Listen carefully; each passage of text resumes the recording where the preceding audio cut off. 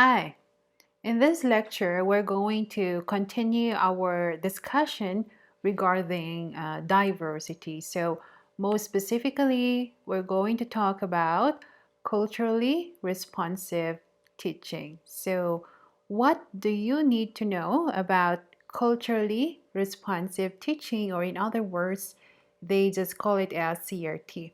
So, the objective of this lecture is for you to gain knowledge on what CRT is as an approach and how we can become a culturally responsive teacher. So, listen to the lecture because later on I'm going to ask you few questions about culturally responsive teaching.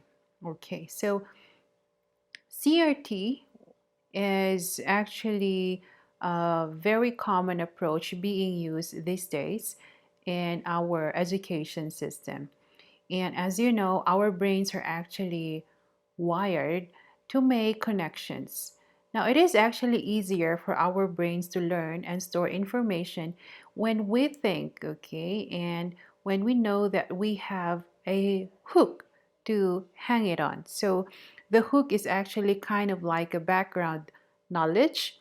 And with this knowledge, the students bring it to the classroom every day, of course, including their culture, language, and life experiences.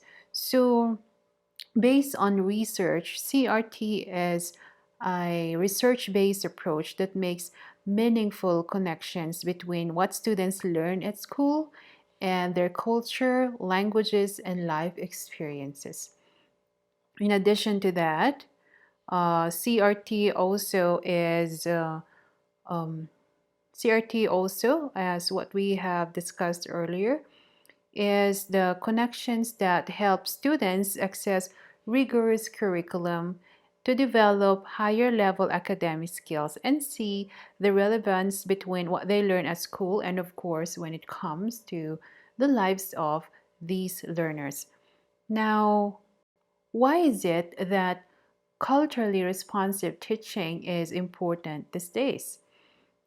As we have defined it, it is actually the usage of the cultural characteristics, experiences, and perspectives of ethnically diverse students as a way for teaching them more effectively. So it is actually based on the assumption that when academic knowledge and skills are situated within the life experiences and frames of references of the students, they are personally more meaningful to them.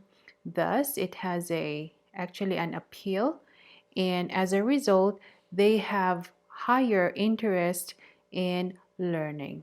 Okay, so as I have just mentioned, just to emphasize, the result actually is that the academic achievement of ethnically diverse students improve when they are taught through their own cultural and experiential filter. So again and again and again.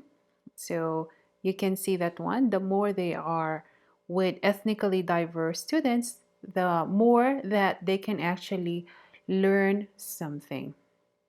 Now, another reason on why CRT is important is because it actually helps create environments, curricula, and instructional methods that validate and reflect the diversity, identities, and experiences of all of the students. So, whenever we do that, we actually raise the level of academic rigor for all of our learners. It also sends the message that educators value all students and that multicultural actually is not a problem but an asset itself, right? Okay, so the very big question that we usually ask, why use culturally responsive teaching? Now, the researcher Gloria Ladson Billings introduced this concept. And according to her, it is kind of like a way to maximize the students' academic achievement by integrating their cultural references into the classroom. And as of these days, There are actually many schools which are using CRT to best teach diverse student populations. Okay. Now, another reason on why we have to use culturally responsive teaching. Okay. First one is that based on researches and observation, the usage of CRT in the classroom raises expectation for the students. And because of CRT, it could identify the students' assets and use them to create rigorous, student centered instruction.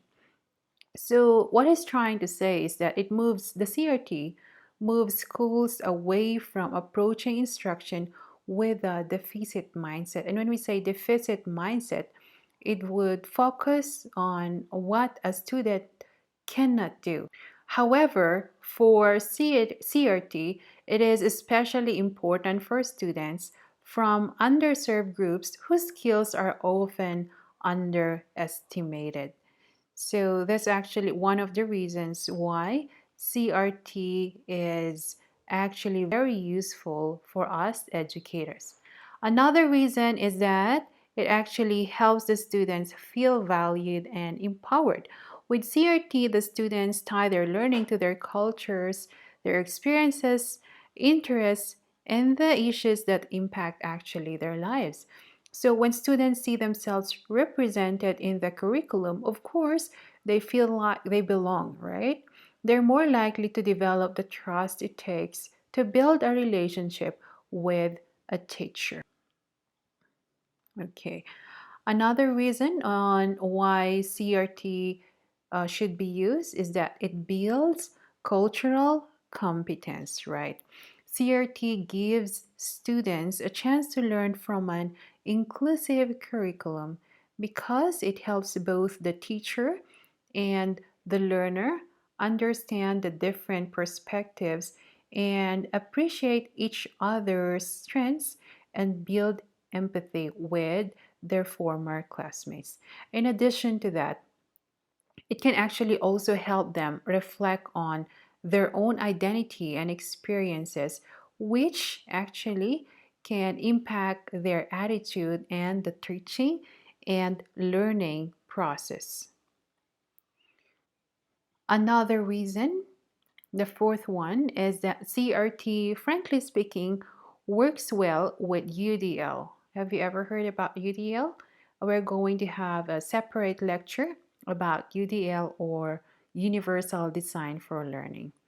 Yes, CRT and UDL, these approaches actually include the use of students' backgrounds and high expectations in the classroom. These two, when worked together, they actually create an equitable learning for all of the students.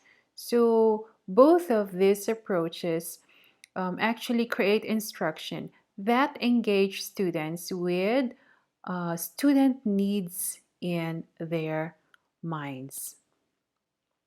Okay.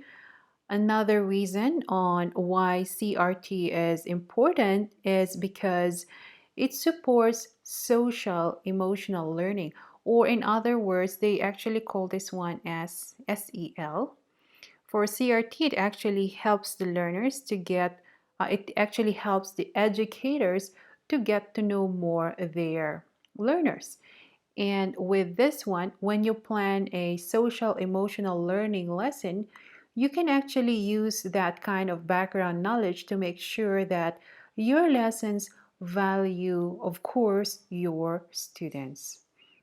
So, by pairing social emotional learning and CRT, you can actually also help your learners navigate multiple contexts both inside and outside of your school. So, as you can see, there are actually more reasons on why we should use CRT in our class. But just to give you a very short summary on why it is helpful, the first reason is because it raises the expectations for students. Second one, it actually helps the students feel valued and empowered. Third one, it builds the cultural competence of the learners. Fourth one, it works well with universal design for learning. And lastly, CRT supports social emotional learning. So these are just some of the reasons on why we should actually use CRT in our classrooms. Now, in the next part, the question is, how can we possibly become a culturally responsive teacher? It's a very big question, right? Is it even possible to become a culturally responsive teacher? Now, as you know, now more than ever, teachers actually should be looking to make their classrooms and school community space where students of all cultures feel supported to learn and succeed. So, as you know, these are actually not an easy task for the teacher, but as a teacher in today's multicultural classroom, fostering a culturally responsive teaching practice is becoming more and more necessary. So, what you can see on your screen are just some of the ways or methods on how you can become a culturally responsive teacher. So, um, just a short side on how about this one. The first one there is for the teacher to assess your own behavior, get to know your student, make your classroom a judgment-free zone, adapt your teaching practices, and lastly, teach for all cultures. So we're going to discuss the meaning of this one and how we can do this one by one. So the first way on how we can become a, a culturally responsive teacher, you should, of course, the first thing, very important, you should assess your own behavior. You know, as an educator, it is important to recognize that your own culture, frankly speaking, influences your attitudes. I think you agree with that one, right? The question there is, okay, have you ever heard of the implicit bias? Any information about this one? When we say implicit bias is the kind of attitude or stereotype that affects someone's understanding, action, and decisions unconsciously. So these biases we are completely unaware of is important for us to learn so that we can actually not have biases towards other cultures. Now, as an educator, if your students' culture differ from yours, you need to be sensitive to the differences in attitudes and customs to build relationship, of course, with your students. Okay.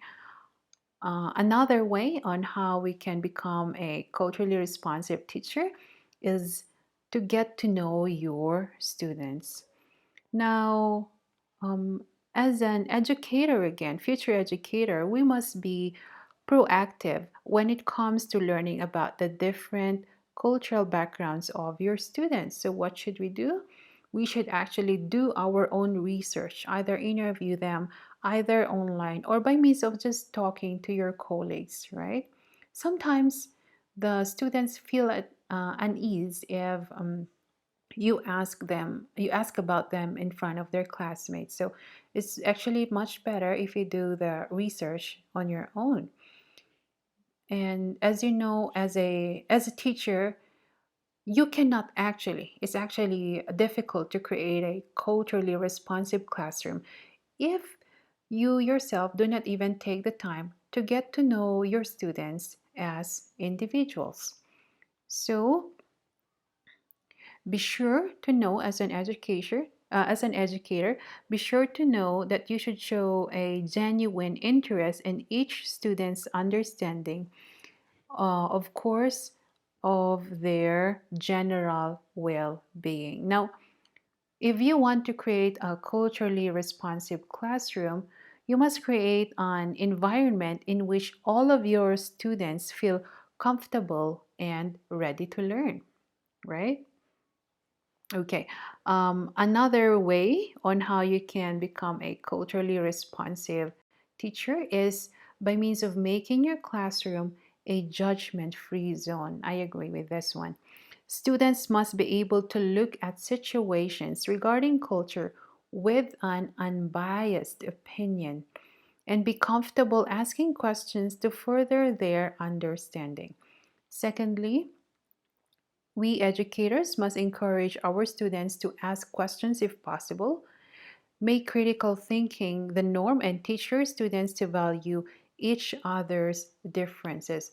Now, encouraging them to voice their opinion and questions about what is happening or what is going on around them is one of the best ways to help them understand and overcome some of their preconceived notions. So, that one, if possible, is necessary. The fourth way is actually for the educator to adapt your teaching. So, how can we possibly do this one? As a culturally responsive teacher, you should be student focused because CRT anyway is student centered. Also, as an educator, you must identify the differences between students and the unique strengths of each of your learners to encourage their academic achievement and a sense of belonging in the classroom. Now, there are actually some very important questions that you should ask yourself, including some of the following. One of the questions, for example, is: are there any activities in your classroom that do not benefit all of the students? What do you think? Okay. Second question that you need to ask yourself: what activities seem to engage all students and get them participating? Another question to think about or to reflect upon: what actions have you noticed seem to get the best reactions out of your students? So, by reflecting on these questions, you should know already how you can change or modify your curriculum or your course or your subject matter so that you can handle a student with diverse background. Now, one more thing, according to some research, they have shown that students are actually more engaged in learning when the knowledge and skills taught inside the classroom are presented within the context of their own experiences and cultural frames of reference. It is actually very important to honestly assess your current teaching practice so that if you know what to do, you can modify your instruction and curriculum to consider all of your students' backgrounds and, of course, their readiness levels in the class. Okay, and another way, actually, the last one on how you can become a culturally responsive teacher is you should teach for all cultures. Now, if you're going to teach for all cultures, you should uh, choose content, of course, if possible, content that reflects the different cultures of your students in your lessons. And the lessons, if possible, should incorporate multicultural information and approaches whenever possible. Teachers need to make cultural competence a priority in a classroom where diversity is highly actually increasing. Now, becoming a culturally responsive teacher, I know is not easy, but by embracing culturally responsive teaching principles, your classroom for sure can, over time, become a more positive learning environment for all of your students. Of course, it all starts with you as an educator. So, these are just some summary on how you can become a culturally responsive teacher First, you should assess your own behavior. Next, you should get to know your students. Thirdly, you should make your classroom a judgment free zone. Fourthly, adapt your teaching practices if possible. And lastly, teach for all cultures. Now,